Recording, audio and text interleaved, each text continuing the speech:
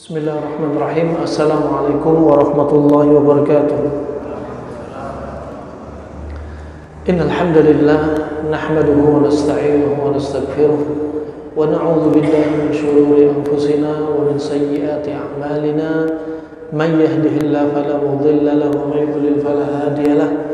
Asyhadu an la ilaha illallah wahdahu la syarika lahu wa asyhadu anna Muhammadan 'abduhu wa rasuluhu. Amma ba'd. Alhamdulillah bimanni wa karamih, dengan anugerah dari Allah, kemuliaan dari Allah Subhanahu wa taala, Allah perjumpakan kita di sore hari ini di kesempatan yang indah dari rumah Allah Subhanahu wa taala, dalam rangka untuk bermajelis karena Allah Subhanahu wa taala, duduk karena Allah, berjumpa karena Allah, juga mencinta karena Allah, juga saling berziarah karena Allah Subhanahu wa taala, yang mana Allah Subhanahu wa taala telah berkata sebagaimana disebutkan dalam hadis Al-Qudsi, wajabat mahabbati lil mutahabbina fiyya walil mutajalisina fiyya walil mutazawirina fiyya walil mutabadilina fiyya. Seyogyanya kecintaanku, kata Allah, aku berikan kepada orang yang duduk karenaku. Dan kita di sini duduk karena Allah, bukan karena dunia, bukan karena syahwat, tapi karena Allah Subhanahu wa taala. Dan yang berikutnya kita juga saling berziarah. Nah, ini akan mendatangkan kecintaan Allah kepada kita. Juga kita mencinta karena Allah Subhanahu wa taala, bukan karena dunia. Dan ini juga akan menambah kecintaan Allah kepada kita. Dan yang berikutnya adalah bahwasanya kita saling tolong-menolong juga karena Allah Subhanahu wa taala. Rahiman wa rahimakumullah, materi kita di sore hari ini dengan tema sejarah dari At-Tibbun Nabawi. Kita akan bicara apa sebenarnya definisi dan istilah Tibbun Nabawi. Apakah Tibbun Nabawi ada dalam syariat? Apakah Tibbun Nabawi diriwayatkan dalam hadis dan Al-Quran? Apakah Nabi SAW juga termasuk seorang dokter? Apakah pengobatan Tibbun Nabawi jika orang melakukannya bisa mendapat pahala? Nah, ini akan masuk dalam pembahasan kita di sore hari ini. Perlu difahami bahwasanya lafaz At-Tibbun Nabawi, lafaz At-Tibbun Nabawi terangkai dari dua kata, At-Tibb dan An-Nabawi. At-Tibb yang artinya ilmu pengobatan atau pengobatan, Nabawi yaitu Nabi, dan ya-nya adalah ya-un nisbah, artinya pengobatan yang disandarkan kepada Nabi SAW. Asalnya, kenapa kita bahas pembahasan seperti ini? Karena sedang viral di dunia maya. Manusia rasa ingin tahunya selain terhadap urusan agama, juga sangat besar keingintahuan mereka tentang sehat. Apalagi kesehatan itu datang dari apa yang disampaikan Nabi atau dilakukan Nabi, sehingga mereka sangat penasaran. Mereka menganggap bahwasanya sebagai umat Islam ingin menjadikan apa yang dijadikan solusi dari kesehatan dari Nabi SAW wujud kecintaan mereka, ingin mengamalkan apa yang diajarkan Nabi SAW. Oleh karena itu kami ingin membahas tentang sejarah hakikatnya Tibbun Nabawi. Perlu di sana ada dua hal perbedaan antara Tibbun Nabawi dan kedokteran Arab klasik. Semua Tibbun Nabawi masuk dalam kedokteran Arab klasik, dan semua kedokteran Arab klasik belum tentu masuk dalam jadwal dan kategori Tibbun Nabawi. Sekali lagi, Tibbun Nabawi sangat diminati oleh kaum muslimin karena mereka menganggap ini datang dari Nabi, dan itu adalah nabi mereka, nabi penutup dari semua agama, nabi penutup dari ajaran yang dibawa nabi-nabi sebelumnya. Dan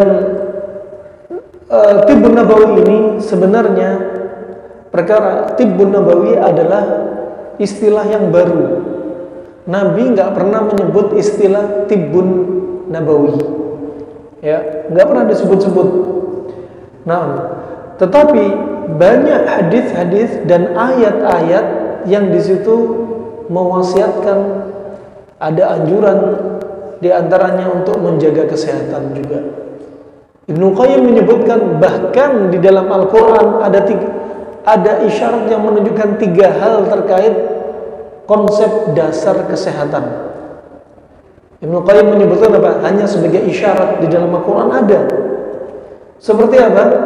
Seperti yang pertama, hifdzus sihah, menjaga kesehatan.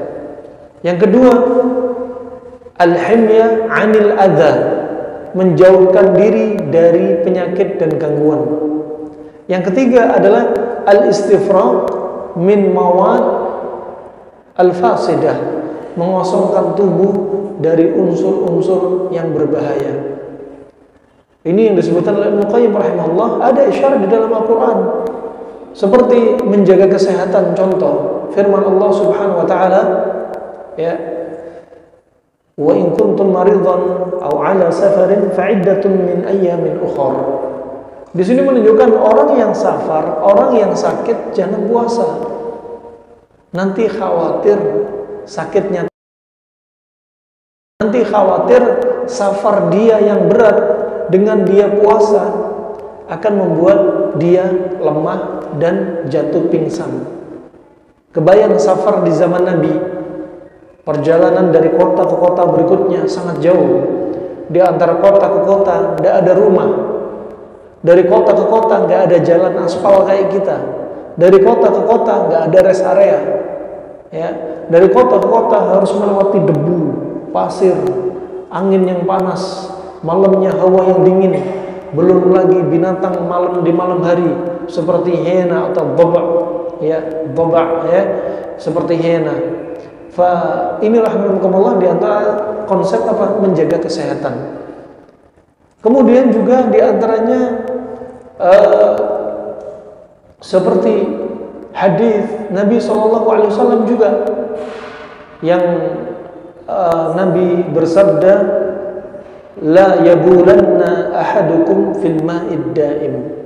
Janganlah salah seorang dari Anda buang air kemih di tempat yang tergenang. Di tempat yang tergenang. Contoh, ada tanah yang tergenang, ada air sedikit, dia pipis di situ. Ya, kemudian ada orang lewat, kena di situ, airnya terciprat, najis, misalkan. Kemudian belum lagi ada hewan mau minum di situ. Ya, belum lagi air tersebut sudah tercemari dengan apa? Air kemih. Wah, ini termasuk ada konsep. Juga termasuk al-himyah 'anil adza, menjaga diri dari penyakit. Ya. Termasuk di antaranya menjaga diri apa? Wala taqtulu anfusakum. Termasuk apa? Penyakit. Gak ada istilah rokok dilarang di dalam syariat. Al-Quran gak menyebutkan lafaz rokok, hadis gak menyebutkan lafaz rokok. Tapi di sini ada kaidah usul fiqh. Seperti apa? Ada istilah al-istishab. Al-istishab yaitu menarik dalil agar kita nggak terjauh dari penyakit. Seperti firman Allah, wala taqtulu anfusakum, jangan bunuh diri Anda. Di awal-awal keluar rokok, para ulama membolehkan. Ketika para dokter meneliti bahayanya, dinaikkan hukumnya jadi makruh. Ketika dokter terus meneliti bahwasanya rokok bisa membunuh, naik menjadi haram. Kenapa? Ketika dalil digeret, wala taqtulu anfusakum. Kemudian ketika digeret ke hadis Nabi SAW, Ya, la dharar wala dirar.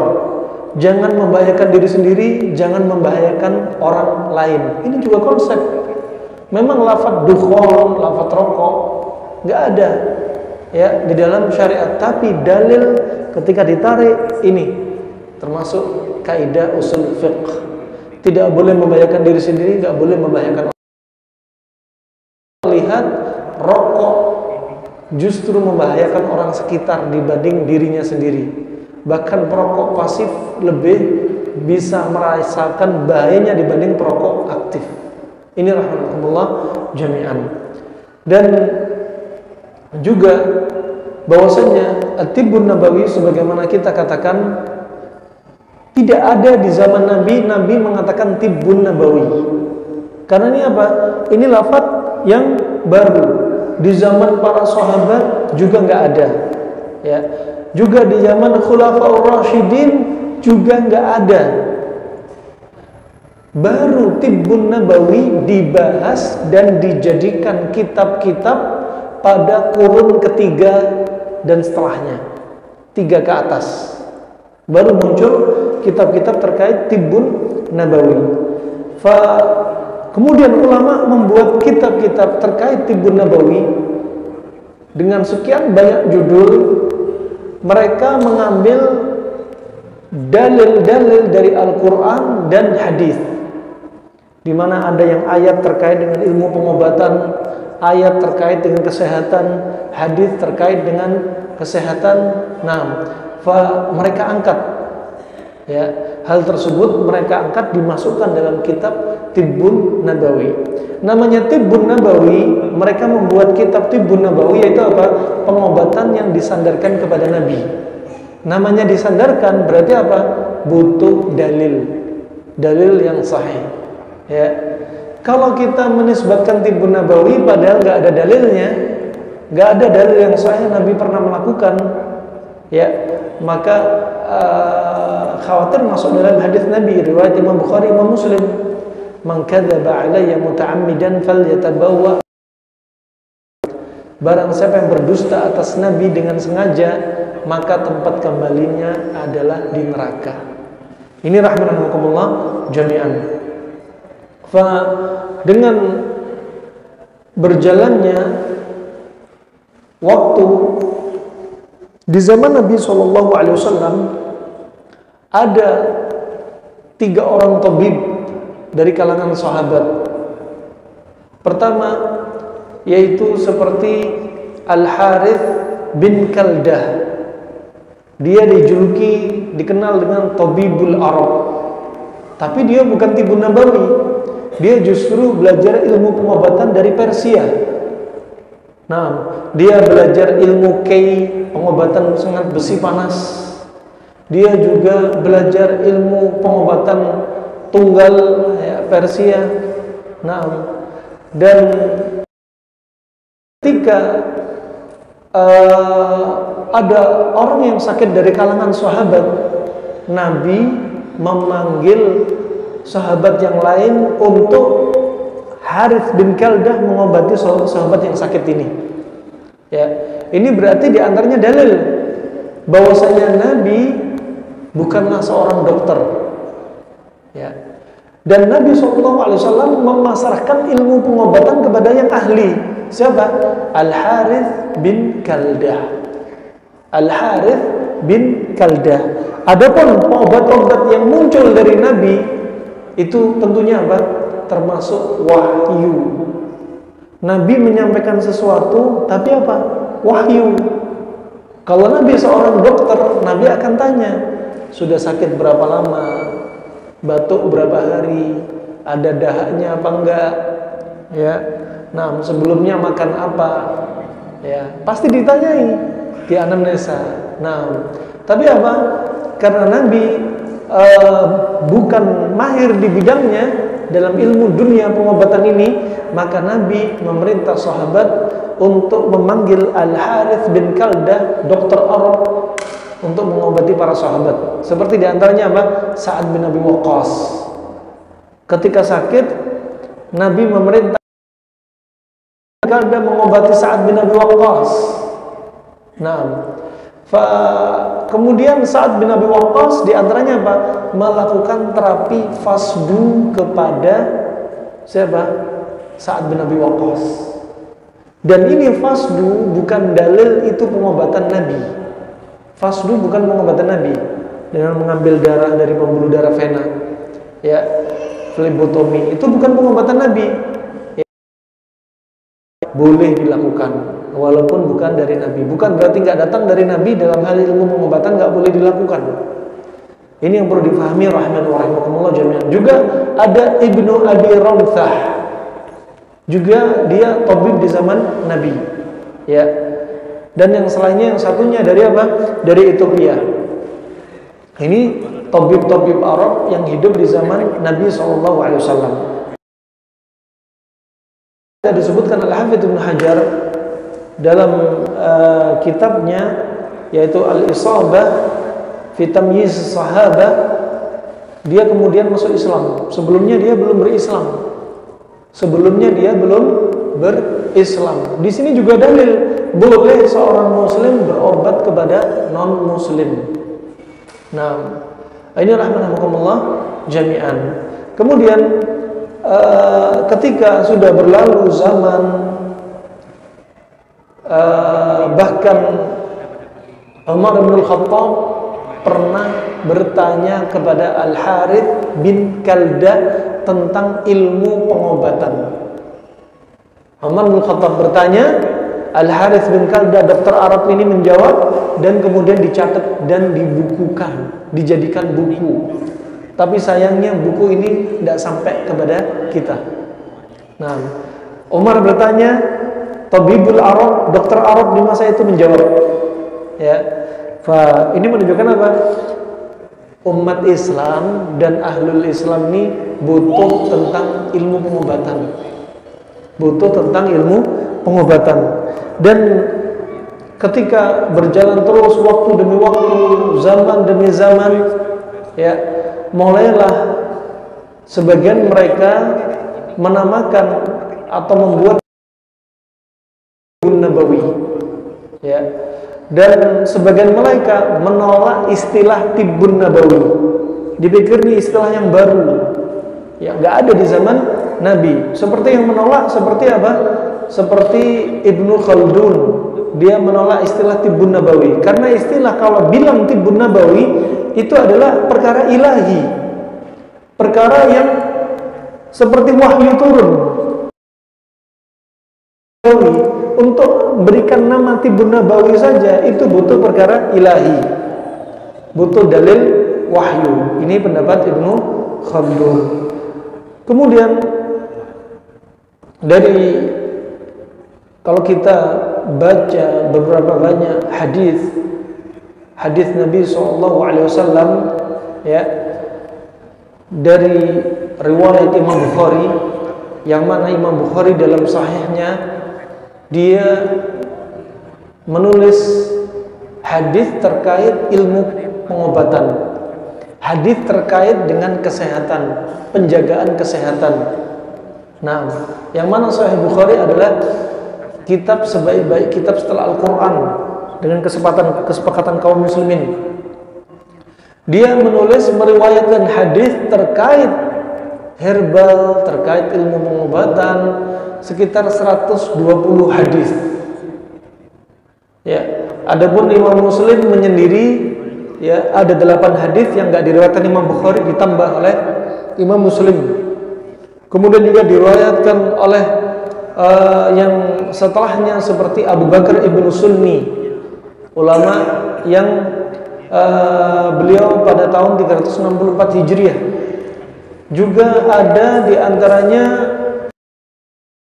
Ubaid Ibn Al-Hasan Al-Harrani pada tahun 369 Hijriah. Ya. Juga ada kitab Tibbun Nabawi yang dikarang oleh Abu Nu'aim Al-Asbahani, termasuk tahun 430 Hijriah. Juga ada Abul Abbas Al-Mustaghfiri, ya, dia meninggal pada tahun 432 Hijriah, punya kitab juga At-Tibbun Nabawi, ya. Juga diantaranya Abul Qasim An-Naisai, meninggal pada tahun 406 Hijriah, ya. juga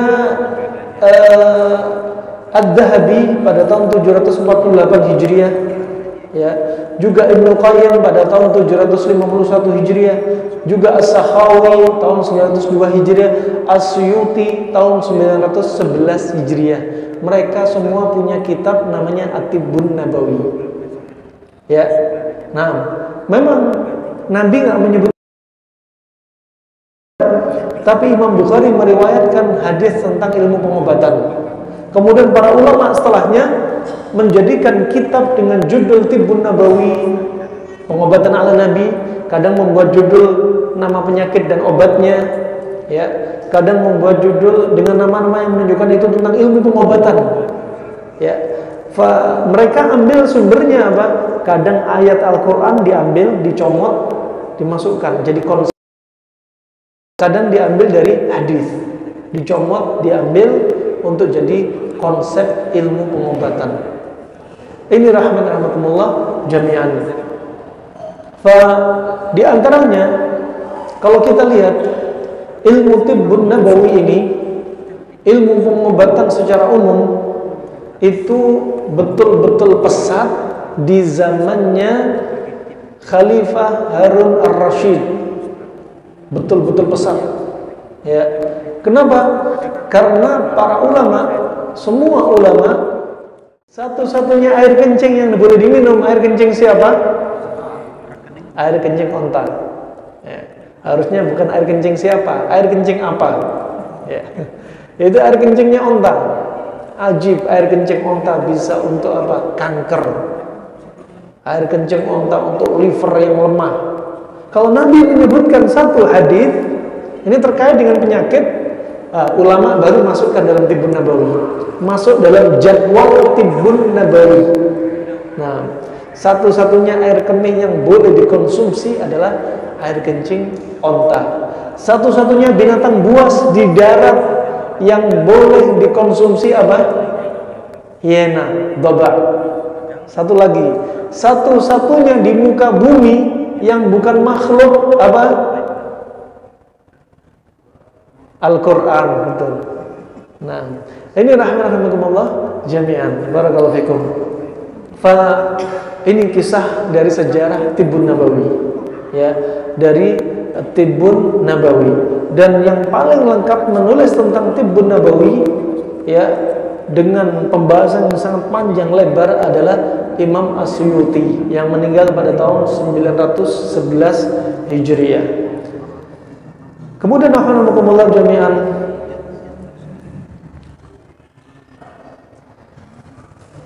Ibnu Qayyim mensifati tabib, mensifati atau menamai dokter dengan tabib.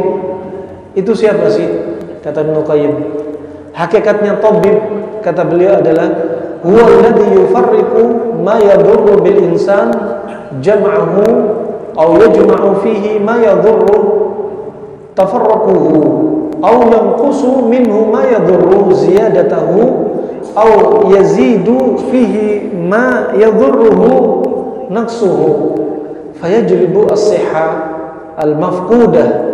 Kata beliau, hakikatnya seorang dokter, dikatakan dokter itu adalah dia yang bisa membedakan mana yang bahaya untuk manusia kalau dikombinasi, mana yang bahaya untuk manusia kalau digabung. Nah, mana yang bahaya, mana yang manfaat. Kapan saatnya ini dikombinasi jadi manfaat, kapan ada saatnya ini kalau dikombinasi akan jadi bahaya. Itu hakikatnya dokter. Nah, dia juga yang tahu, ya, kapan sesuatu itu kalau dikurangi atau ditambah akan jadi manfaat atau akan menjadi bahaya. Maka dengan demikian akan bisa menjadi sebab kesehatan yang sebelumnya sempat hilang. Itulah hakikatnya dokter. Kenapa? Dia ingin bicara tentang makanan. Kenapa? Mayoritas penyebab penyakit makanan. Nah, mayoritas penyebab penyakit adalah makanan. Kemudian alhamdulillah jami'an, wa Tibbun Nabawi, ya, disebutkan konsep ilmu pengobatan menurut Ibnu Qayyim dalam Tibbun Nabawi itu ada 3. Yang pertama, al-adwiyah an-nabawiyah at-tabi'iyah. Nah, sebelum kita masuk konsep Tibbun Nabawi, kita harus tahu 3 hal ini. Pertama apa? Pengobatan yang itu berasal dari Nabi, dan pengobatan itu pengobatan yang alami. Contohnya apa? Termasuk berobat dengan madu, dengan kencing onta. Dengan madu ada dalilnya dari Al-Quran, dari hadis. Keutamaan madu juga, ya. Dari kencing onta ada dalilnya, susu onta ada dalilnya, mengeluarkan darah dengan bekam ada dalilnya, ya. Kemudian pengobatan besi panas juga ada dalilnya, ya. Kemudian dan seterusnya. Kalau ada dalilnya berarti apa? Masuk dalam daftar pengobatan Nabi, ya. Itu yang pertama. Kemudian yang kedua adalah al-adwiyah al-ilahiyah, pengobatan yang apa? Ilahiyah. Ilahiyah termasuk apa? Pengobatan untuk mengobati kasus ain, sihir, ya. Dan yang selainnya dengan apa? Dengan membaca ta'awudz, dengan ruqyah, dengan anjuran mandi karena kena ain. Ini ilahiyah. Dan yang berikutnya adalah, yang ketiga adalah jenisnya murakkab minal amrain, yang dua-duanya terkandung di sini, ada dua-duanya, ya. Murakkab minal amrain. Contoh, ya, Nabi menyebutkan ketika Nabi disengat kalajengking. Ketika Nabi disengat kalajengking, waktu itu Nabi langsung keluar dari sholatnya. Sampai Nabi berkata, la'anallahu al-aqrab ma yada' musallian aw ghairu musalli. Dalam lafaz la'anallahu al-aqrab ma yada' nabiyan aw ghairu nabi. Terlaknatlah kalajengking yang tidak membiarkan orang yang sholat ataupun enggak sholat, yang tidak membiarkan Nabi atau selain Nabi untuk disengat. Nabi langsung keluar dari sholatnya. Khawatir apa? Dibahas. Khawatir kalau Nabi nggak keluar dari sholatnya, khawatir Nabi tidak khusyuk karena sengatan kalajengking yang sangat kuat. Kalajengking di Arab nggak seperti di tempat kita. Kalajengkingnya kecil, warnanya hijau, tapi racunnya sangat mematikan. Ya. Kemudian berikutnya Nabi keluar sholat, kenapa? Kalau Nabi tetap melanjutkan sholat, selain tadi menimbulkan ketidakkhusyuan, khawatirnya, kedua, khawatir racunnya nyebar kemana-mana. Mending hentikan sholatnya, daripada banyak gerak, racun tambah menyebar. Setelah itu Nabi minta kepada para sahabat radhiyallahu anhum ajma'in, minta apa? Minta air dingin dengan garam. Ini adalah pengobatan apa? Ini adalah pengobatan tabi'iyah. Nah, pengobatan tabi'iyah apa? Pakai air dan garam. Ini terkumpul dua unsur di sini. Pengobatan tabi'iyah, air dingin untuk mendinginkan apa? Racun yang sifatnya panas. Nah, air dingin untuk apa? Dingin racun yang sifatnya panas. Kedua, garam. Garam untuk apa? Garam untuk ngikat serum protein yang masuk ke dalam tubuh. Garam NaCl, serum protein tadi yang sudah terlanjur masuk dari sengatan kalajengking, itu apa? H2O, jadinya apa? NaCl. Seperti terikat. Panasnya air dingin tadi untuk mendinginkan racun, garamnya untuk ngikat apa? Serum protein racun tadi. Kemudian kata dibekam sekalian. Nah, ini rahmatullah jami'an. Nabi minta air dingin dan garam, bukanlah Nabi seorang ahli kimia, ahli laborat, bukanlah seorang dokter, tapi apa? Wahyu yang diwahyukan dari Allah Subhanahu wa taala melalui malaikat Jibril alaihissalam. Setelah itu Nabi sambil memegang kakinya, jempolnya yang digigit untuk membaca Al-Ikhlas, ya, Al-Falaq, An-Nas sampai nyerinya hilang. Ini berarti murakkab. Perkara tabi'iyah nabawiyah dicampur dengan apa? Ilahiyah, dicampur dengan ruqyah. Subhanallah. Ini rahmatullah jami'an. Sekali lagi, ilmu ini adalah ilmu yang jarang dikupas. Ya, ilmu yang jarang dikupas, bahkan ya, makanya Imam Asy-Syafi'i sebagaimana disebutkan Harmalah dalam kitab Adab Syafi'i, disebutkan kana Syafi'i yatalahhaf mimma dhayya'a al-muslimun min at-tibb. Dahulu Imam Syafi'i sangat sedih dengan apa? Dengan kaum muslimin yang menyia-nyiakan ilmu pengobatan. Ini kata beliau, berkata Imam Syafi'i sendiri langsung berkata, wa huwa thuluthul ilm. Padahal ilmu pengobatan itu sepertiga dari ilmu. Ya. Wa wakalu ilal yahudi wa nasara. Dan kaum muslimin menyandarkan, memasrahkan ilmu pengobatan kepada Yahudi dan Nasara. Maka sangat disayangkan oleh Imam Syafi'i. Ya, dan ilmu pengobatan ini sangat dibutuhkan. Apalagi kalau di musim pandemi kemarin kita bisa pegang konsep ilmu pengobatan Arab klasik dengan memahami hadis-hadis dari Nabi, ya, mungkin kita akan bisa jadi mengkompres korban jiwa. Bukan min babil lau, tapi min babil ikhbar. Bukan seandainya, tapi min bab ini ikhbar. Pentingnya kita biar nggak jatuh dalam lubang yang sama. Ternyata ada konsep yang mudah, ya, konsep yang diajarkan Islam. Rahimahumullah jami'an. Ulama-ulama Islam, ya, mereka ternyata sangat giat mengupas ilmu pengobatan yang datang dari Nabi ataupun nggak datang dari Nabi. Kenapa? Karena inti yang dimaukan adalah kesehatan. Coba oleh orang-orang Badu, kata Nabi, kata orang-orang Badu ini, ya Rasulullah, hal natadawa? Ya Rasulullah, apakah kami ini berobat ketika sakit?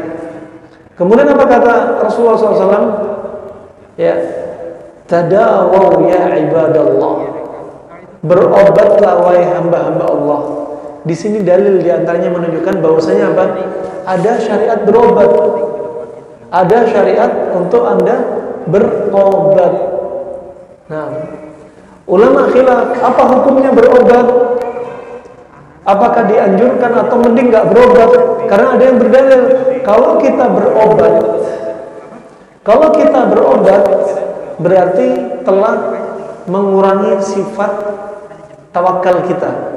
Ini diantara dalil para ulama. Di antara lain yang pendapat yang kedua, hukumnya berobat justru menunjukkan sempurnanya tawakal kita. Karena Allah jadikan orang sehat tetap sehat melalui sebab. Orang sehat kemudian sakit ada sebabnya. Orang sakit tetap sakit, ya, ada sebabnya. Ya. Orang sehat nggak sakit-sakit ada juga sebabnya. Ya. Ini semua Allah jadikan hikmah. Ini airnya. Ini ada lalat. Ya. Ada lalat. Kalau ada lalat masuk ke sini, masuk ke bejana ini, difahami hadisnya pelan-pelan. Salah satu lalat masuk ke bejana. Kemudian perintah Nabi celupkanlah, ya kan? Sebenarnya dalam terjemah bukan celupkanlah yang lebih akurat. Karena dalam bahasa Arab satu huruf itu sudah memberikan makna, mekanisme. Fa dalam bahasa Arab yufidu as-sur'ah. Artinya ada makna di situ cepat-cepat. Jadi bukan celupkan saja, tapi cepat-cepat celupkan. Jadi bukan pelan-pelan dan jangan ditunda, tapi langsung dicelupin. Kemudian langsung dibuang. Ya. Jadi di sini huruf fa ini memberikan mekanisme. Kenapa? Karena satu sayap ini bawa penyakit. Ini satu sayap bawa penyakit, dan satu sayapnya bawa obat. Coba, satunya bawa penyakit, satunya bawa obat. Dan kalau ini masuk, cepat dicelupkan. Kenapa? Biar penyakitnya nggak masuk semua, biar bakterinya nggak keluar semua, biar bakterinya nggak cepat nyebar. Apalagi minumannya panas. Kalau minumannya panas, lebih cepat nyebar. Lain kalau minumannya kayak apa? Kayak jelly, dia nggak cepat nyebar. Coba. Makanya cepat celupkan dan cepat buang. Ya. Kemudian ketika nyelup, ternyata penyakit ini disebutkan oleh ahli laboratorium dari Mesir, ribuan penyakit, ribuan bakteri ada di satu sayap. Diteliti satu sayap lainnya, ternyata ada satu bakteri positif. Ya, wallahu alam, yang paham tentunya ahlinya, saya bukan ahlinya. Katanya ada yang bilang ini actinomycin atau actinomycetin, bisa untuk membunuh ribuan bakteri. Coba. Makanya Ibnu Qayyim bilang pengobatan tibbun nabawi adalah pengobatan yang apa?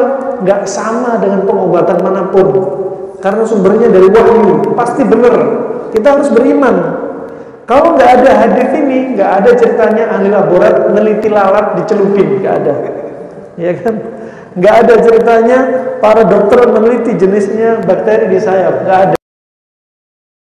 Baru mereka membahas, pasti ada hikmahnya. Nah, ini ada kalimat cepat dicelupkan. Kata mereka apa rahasianya? Ketika ada cepat-cepat di sini, seperti ada orang punya bom nanas. Ya, ada pelatuknya. Ketika diangkat, cepat meledak. Ketika diangkat, cepat meledak. Ketika lalat dicelupin dengan cepat, maka apa? Seperti bom meledak. Karena apa? Penyakit tadi. Coba, ajaibnya. Ya, bisa dipahami? Nah, sekarang jadi pertanyaan, kalau ini sudah dicelupin, ya dimasukin, pertanyaannya, kalau saya nggak tega gimana? Sudah saya praktekin sunnahnya, saya celupin, saya buang, tapi saya nggak tega. Hah? Dibuang. Lihat dulu, kalau airnya hanya air teh, dibuang.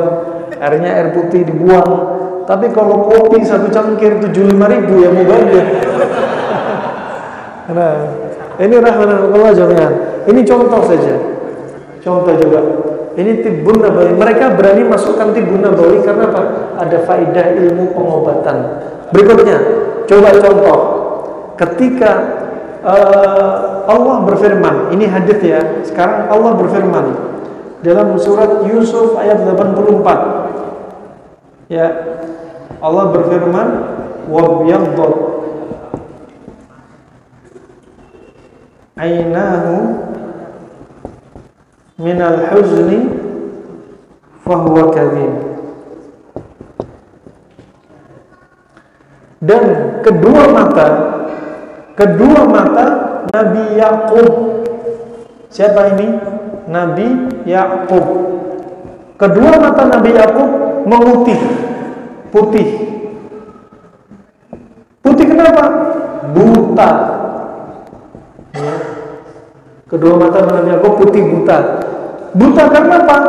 Karena sedih. Sedih kenapa? Sedih yang berlebihan. Ayat ini gak akan lewat begitu saja. Ternyata para ulama meneliti.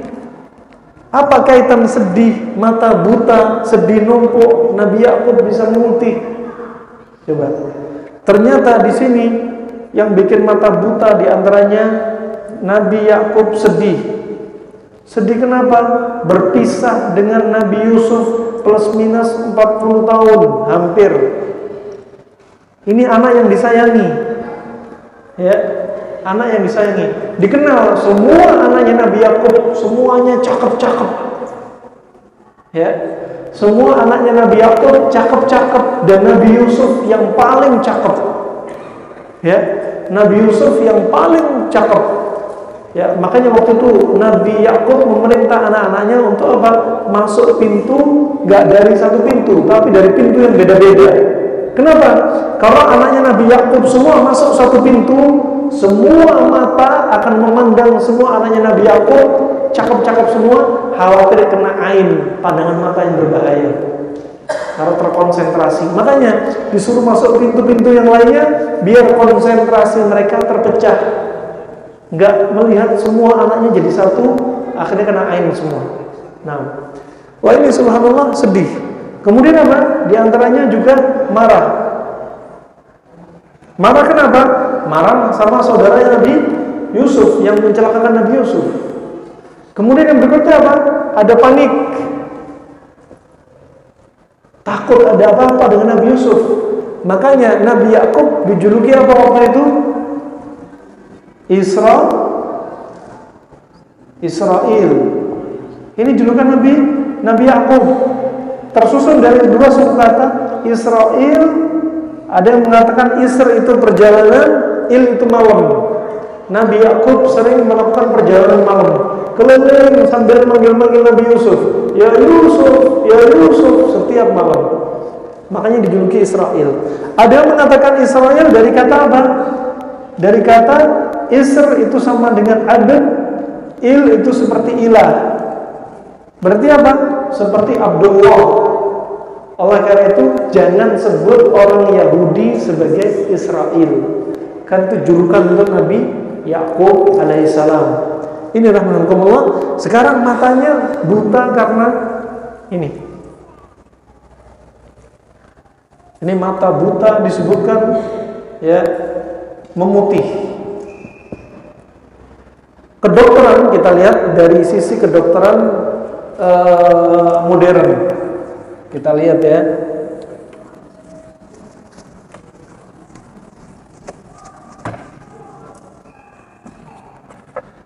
Kenapa mata memutih?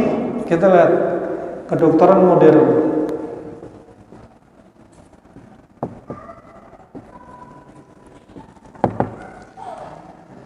Tadi sedih dan lain-lain tadi yang berkepanjangan, berlebihan dan berkepanjangan akan menyebabkan apa? Adrenalin meningkat. Ketika adrenalin meningkat akan terjadi apa? Ketika insulin turun akan terjadi apa? Gula darah naik. Ketika gula darah naik terjadi apa? Terjadilah ini yang terjadi pada Nabi Yakub, katarak diabetik, katarak karena kencing manis. Coba, ini kedokteran modern, dokter dari Mesir yang meneliti. Tapi ini dokter dari Mesir. Adapun kedokteran klasik, dokter klasik, kedokteran klasik Cina dan Arab melihat dari sudut pandang yang beda. Lihat sini, kita punya kepala nih. Ya.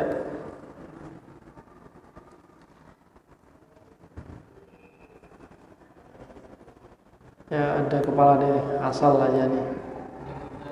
Ya. Nah, di sini ada jantung.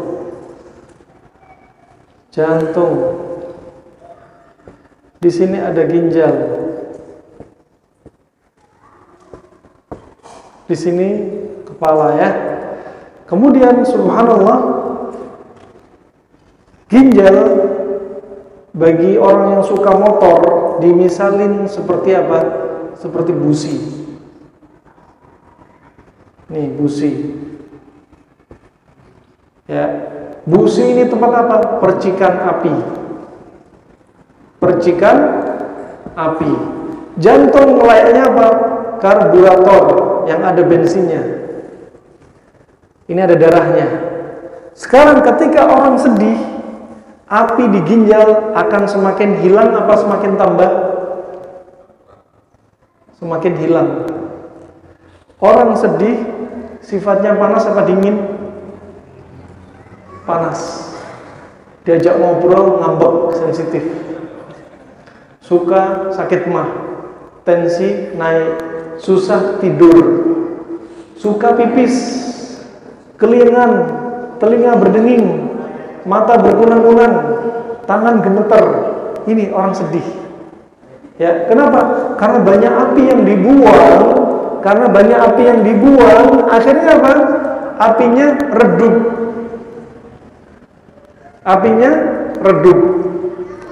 Kalau api redup, maka api yang diberikan hentakan ke jantung kecil apa besar? Kecil. Ketika api kecil ke jantung, maka denyutan jantung untuk menyebarkan darah ke seluruh tubuh kecil apa besar? Kecil. Jadi darah ke otak kurang. Makanya orang yang sedih suka lupa.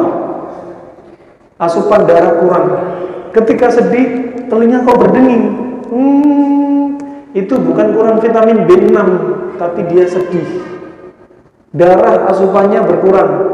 Kemudian kepala keliangan, mata kabur. Disinilah matanya Nabi Yakub kurang apa? Asupan darah. Terjadilah sampai memutih. Belum lagi orang sedih, ya, sifatnya darah itu apa? Darah sifatnya adalah panas, lembab. Ketika panas lembab, dia ngalami sedih. Akhirnya apa? Lembabnya berkurang, bahkan hilang. Sisa panasnya, ya, panas dan bisa kental. Jadi ketika orang sedih, panas, kental. Makanya nggak heran orang sedih timbul darah tinggi. Darah semakin panas kental, didorong sama jantung, butuh tenaga lebih besar. Coba teori klasik. Ya, kalau sudah panas kental, susah tidur, insomnia.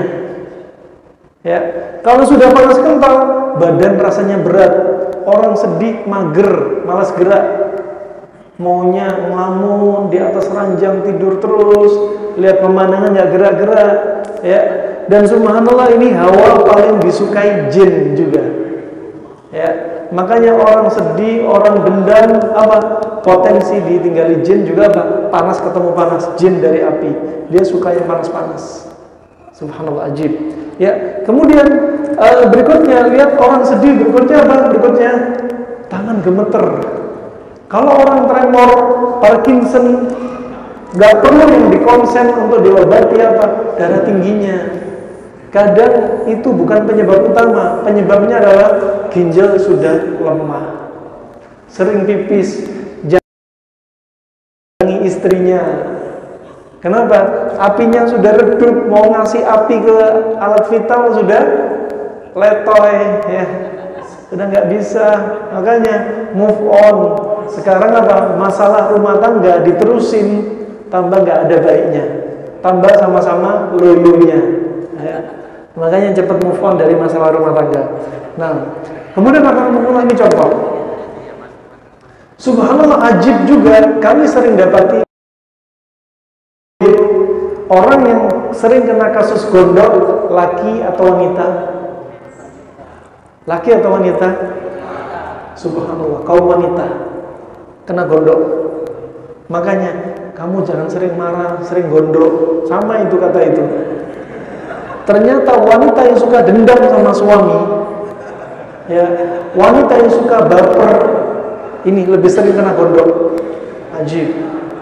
Ya, sudah darah kental itu nyumbang kemana-mana. Subhanallah, orang sedih ternyata bisa bikin kena kanker. Kenapa? Darah panas kental tadi menimbulkan apa? Stagnasi peredaran darah. Syuf, kena kanker rahim, kena kanker di gondok. Kenapa? Kita yang sendiri, jiwa kita nggak diobatin, makanan kita juga nggak diperhatikan. Coba. Ternyata kasus gondok bisa diterapi dengan apa? Dengan terapi ruqyah. Ya, makanya Allah berfirman, "Ala bidzikrillah tatmainnul qulub." Bukankah dengan zikir kepada Allah hati Anda tenang? Ketika mereka punya dendam, tenang dengan Al-Quran. Resepnya diberikan, resepnya berarti apa? Menu makanan yang dingin-dingin. Ini sifatnya udah panas, kasih dingin. Misalkan apa? Sarang semut. Sehat itu murah, yang mahal adalah hidayah. Ya. Ini rahmatullah jami'an. Ini ya konsep, Anda bisa lihat konsep. Orang sedih, badannya lemas, gemeter, keringat dingin. Kenapa? Lagi-lagi jantungnya. Ya, lagi-lagi jantungnya. Berapa banyak orang meninggal karena sedih? adalah masalah rumah tangga. Ya Allah, wajib. Masalah rumah tangga nggak move on, ya. Cepat diselesaikan masalah rumah tangga. Cepat cari yang lain, ya. Biar beres gitu. Ini enggak. Barakallahu fikum. Apalagi usia 40 tahun, sekali lagi umur kita 40 tahun, udah hentikan masalah-masalah. Sibuk apa? Wakafkan diri kita untuk Allah Subhanahu wa taala, ya. Nah, ini konsep kita bahas ilmu kesehatan untuk apa? Itu tadi, untuk kita biar bisa istiqomah ibadah. Nah, jangan sampai gara-gara kita meremehkan ilmu kesehatan, coba mata jadinya buta karena sedih. Akhirnya apa? Ke masjid susah, butuh bantuan orang ngerepotin. Coba. Ini rahmatullah jami'an. Ini konsep. Berarti apa? Dari ayat ini mereka masukkan dalam ilmu tibbun nabawi. Kenapa? Ayat ini ternyata jadi konsep. Kasus ayat ini persis pada klien kami. Ada 2 orang ibu-ibu. Kasusnya sama. Ya. Punya riwayat kencing manis.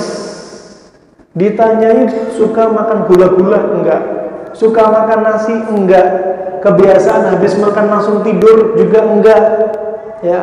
Kebiasaan makan minuman instan enggak? Ya. Kebiasaan dulu enggak? Terus ditanyai anaknya, apakah ibu punya sedih yang mendalam? Iya. Setelah ditinggal suaminya setahun lalu, sekarang ini seringnya murung. Subhanallah, kena kencing manis gara-gara apa? Sedih. Subhanallah, gak lama kemudian anaknya cerita, kok matanya tiba-tiba kabur. Ternyata kena katarak stadium 1, stadium 2. Berlanjut, sedih, habis sedih katarak, gula darah naik, terus katarak mulai. Ini, coba. Jadi apa? Gak harus katarak itu, kenapa? Karena yang disebutkan karena fisik, tapi juga karena psikis juga bisa katarak. Nah, ini rahmatullah jami'an, teori yang sangat simpel yang disaripatikan oleh para ulama kedokteran klasik.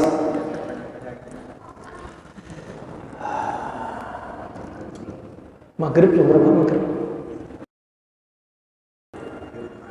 Jam berapa? 5.26. 5.26 kurang 40 menit. Barakallahu fikum. Fa ini rahmatullah jami'an. Terus ulama khilaf, apakah orang yang berobat dengan tibbun nabawi itu dapat pahala atau termasuk sunnah? Ini khilaf. Mengatakan tidak ada kaitan dengan pahala. Yang kedua, masuk dalam apa? Pahala. Jikalau apa? Dia berobat dengan apa? Dengan pengobatan ala Nabi. Contohnya berbekam. Ya, contohnya berbekam. Contohnya kalau kena penyakit yang disebutkan Nabi, contohnya ya, alaikum bihadzal 'ud al-hindi. Ya, ingat ini juga termasuk disebutkan Nabi dalam riwayat Imam Bukhari. Ini cocok ketika di musim pandemi. Cocok di musim pandemi. Nabi bilang apa? Dalam hadisnya, alaikum bihadza al-'ud al-hindi fa inna fihi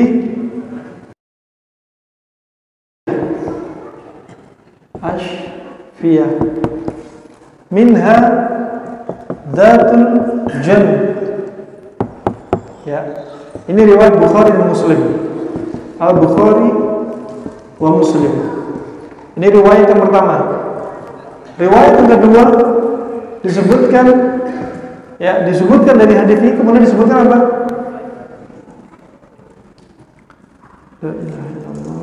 Al-udhr.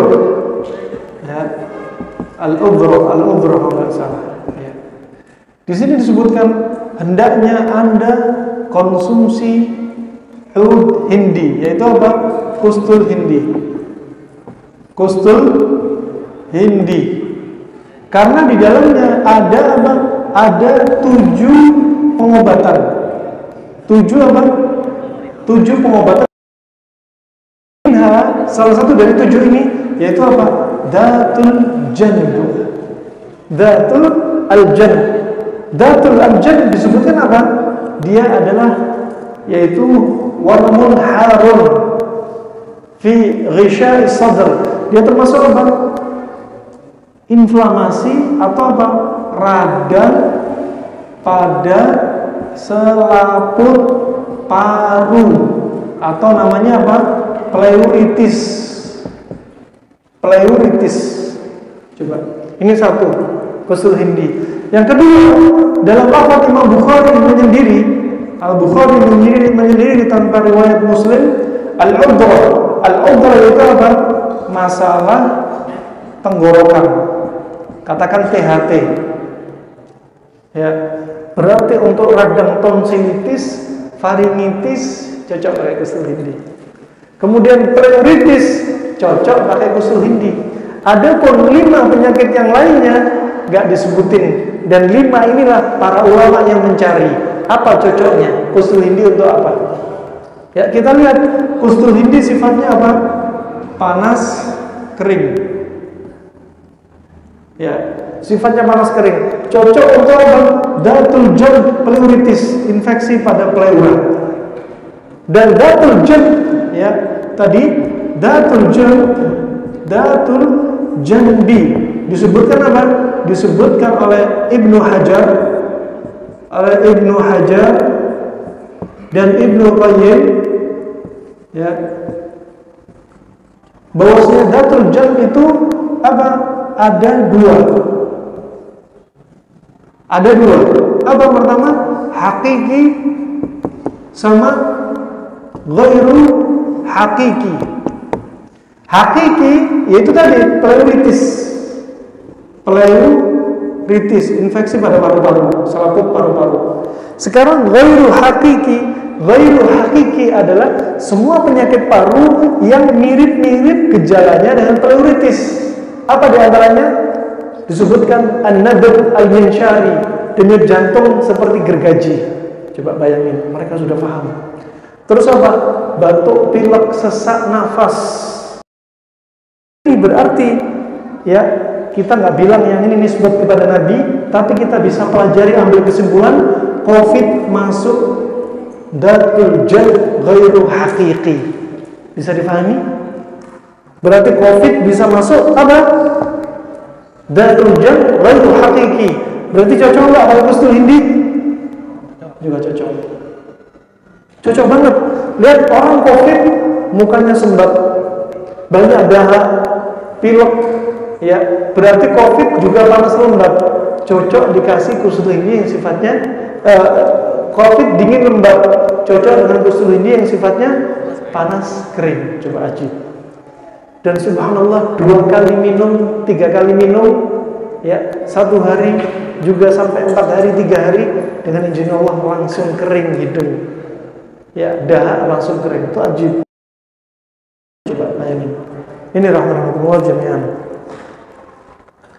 Dan sekali lagi pengobatan mereka pengobatan yang sangat jauh dari efek samping, ya, jauh dari efek samping. Dan pengobatan Arab klasik tidak seperti pengobatan yang lainnya. Disebutkan oleh Ibnu Qayyim, nggak seperti pengobatan Cina dan pengobatan Romawi.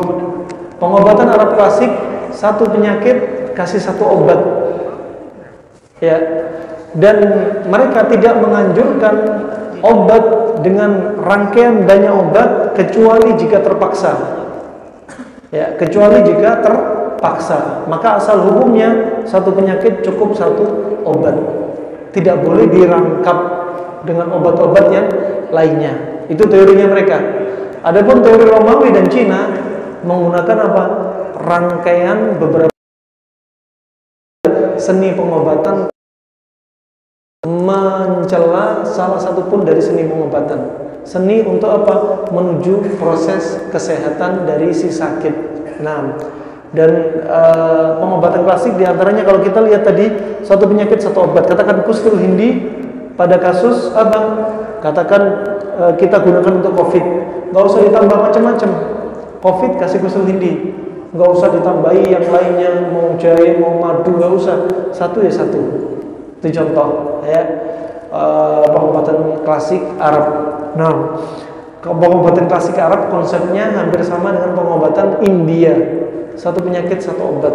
Ya, pengobatan Cina hampir sama dengan konsep pengobatan Romawi dengan merangkai beberapa obat. Wallahu a'lam bishawab. Sepertinya itu saja yang bisa saya sampaikan. Ya, sekali lagi ya banyak hal yang perlu ditelaah. Ya, kadang ada orang yang mudah-mudahan mengatakan tibun nabawi atau menukil dari pengobatan yang kami sebutkan ini tibun nabawi, ini kedokteran Arab klasik, mereka nggak paham sehingga semua dipukul rata tibun nabawi. Ya. Cukup kalau ada yang sakit, nggak harus bagaimana menurut tibun nabawi, nggak harus. Ya. Kalau sabit dari Nabi silakan, kalau nggak tahu nggak sabit jangan katakan dari Nabi. Wallahu a'lam bishawab. Mungkin ada pertanyaan, tafadhol barakallahu fikum.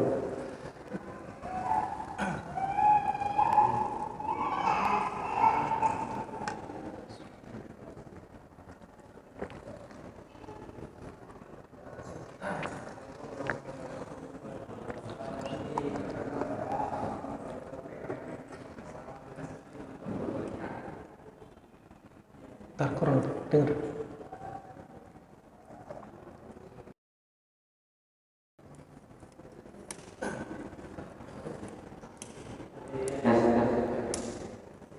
Tadi dikatakan bahwa berobat kepada muslim itu diperbolehkan. Bagaimana kalau di tempat perobatannya itu ada lambang-lambang itu, lambang mereka, alifnya dan sebagainya, apa tetap diperbolehkan? Lambang apa? Lambang keagamaan mereka. Nah, Seperti salib di tempat praktek.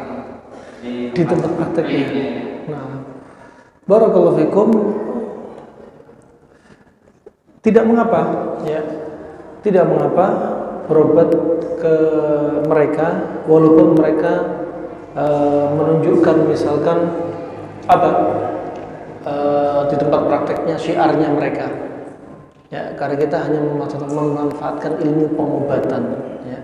Terlebih apalagi kalau misalkan nggak ada dokter yang lain yang lebih ahli daripada dia, maka itu bisa masuknya perkara darurat, ya, perkara darurat.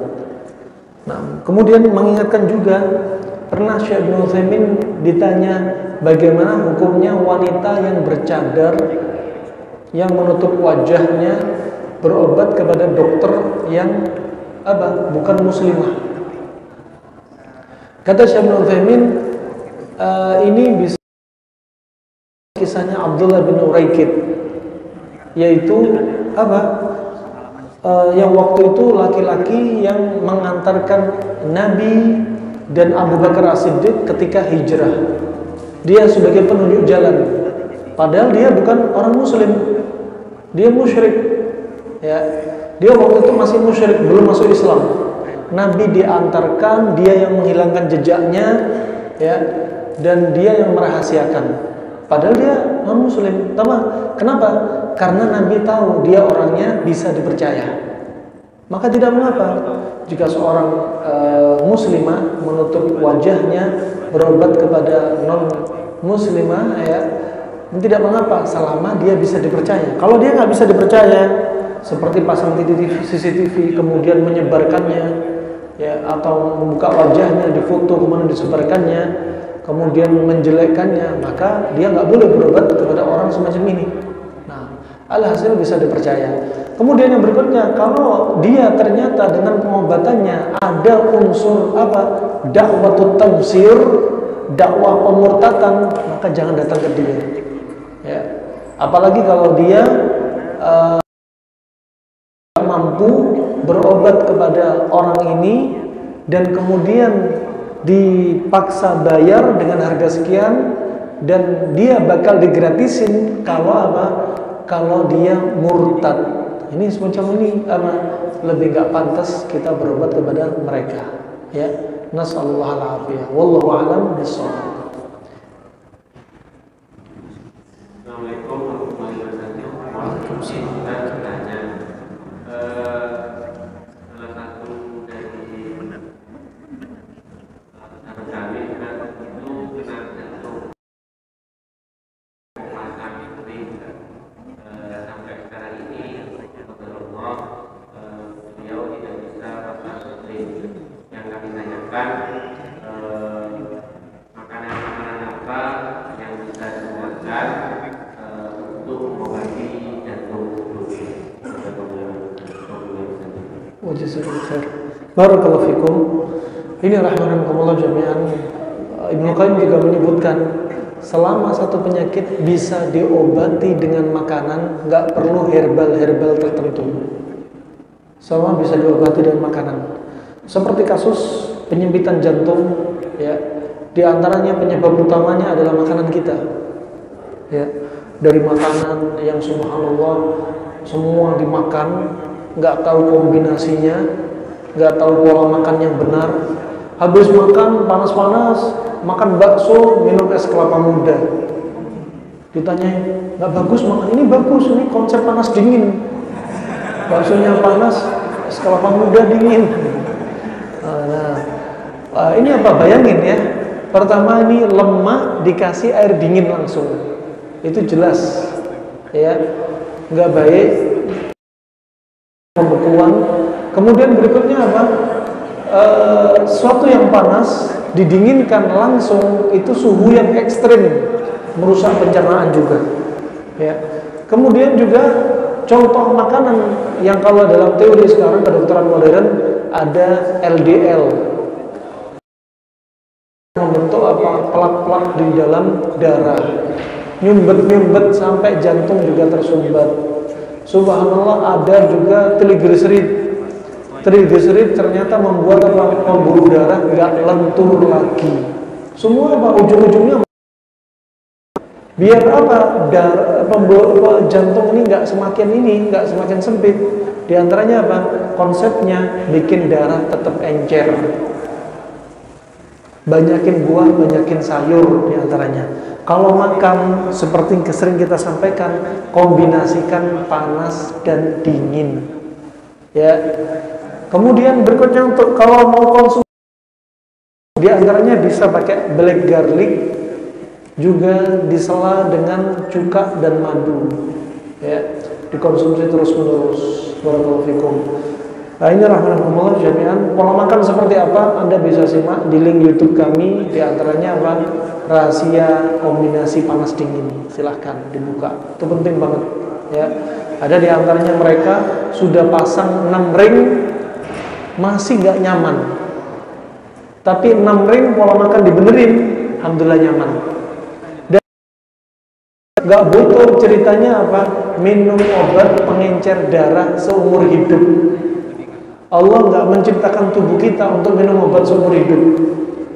Ya, Allah jadikan apa? Asalnya tubuh kita itu sehat. Makanya di yaumul qiyamah kita akan ditanyai, alam nusihha laka jismak? Bukankah telah kujadikan kepada anda semua tubuh yang sehat? Asalnya sehat kita, lahir kita juga dalam keadaan sehat. Tapi karena makanan kita lah, jadi kita berpenyakit. Wah, ini perlu dipahami konsepnya.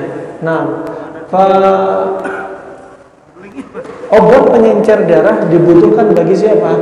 Bagi mereka yang pola makannya nggak berubah, tetap kayak gitu. Makanya butuh obat pengencer darah seumur hidup. Kenapa? Karena dia nggak mau berubah pola makannya seumur hidup. Kalau pola makannya dirubah, nggak perlu pengencer darah. Buah-buahan bisa ngencerin darah. Seperti apa? Nanas, stroberi, sirsa. Sayuran juga demikian, bisa ngencerin darah. Nah, maka apa? Kita yang kadang nggak pede dengan makanan kita. Wallahu a'lam bishawab. Insyaallah itu. Waalaikumsalam warahmatullahi. Jadi terkait yang bisa kami itu kan menjelaskan tentang perjalanan penyakit tentang anak. Yang saya tanyakan sekarang kan ada pengobatan yang lagi gencar-gencarnya, yaitu pengobatan biasa, pengobatan zaman. Nah, di situ beliau menyatakan secara hadis ya, itu terinspirasi dari surat Isra ayat 4. Artinya tak salah bagimu, inilah air yang sejuk untuk mandi dan untuk minum. Dan fokusnya itu pengobatan di sistem biomekanika atau perbaikan rangka tubuh. Yang saya tanyakan, apakah pengobatan ini sudah termasuk ilmu nabawi karena terinspirasi dari Al-Quran yang sudah didesain selama 15 tahun. Terus apakah salah juga? Maksudnya itu diperbolehkan atau tidak dalam segi Islam?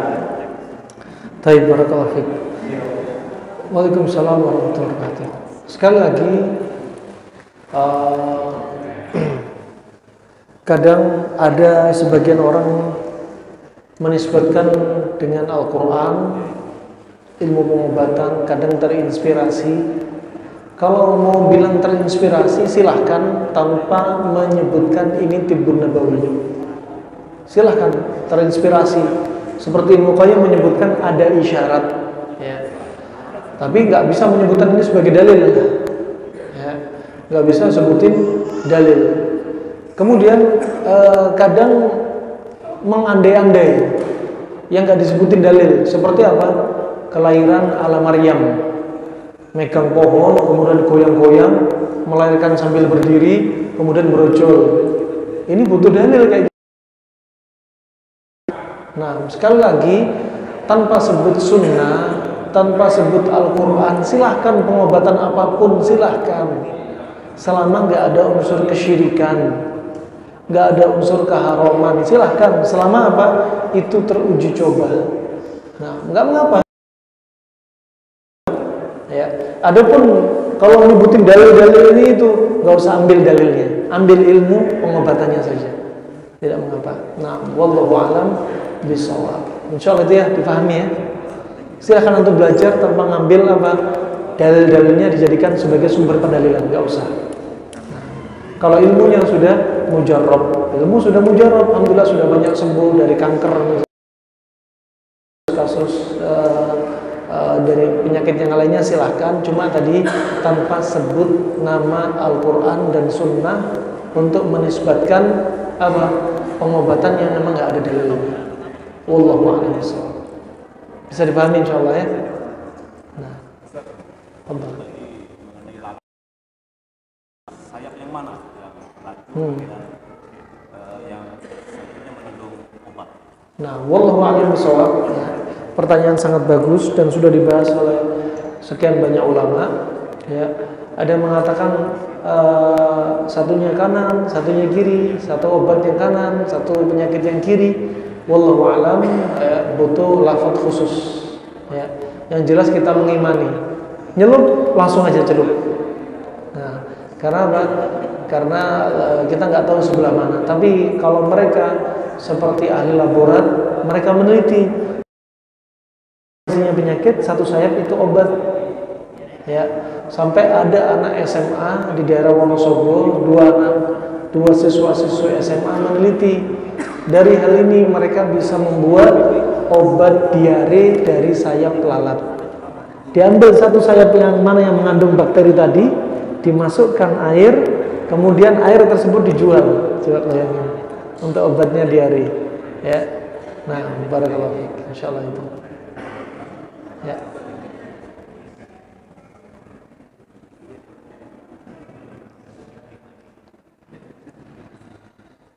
Assalamualaikum warahmatullahi wabarakatuh. Waalaikumsalam.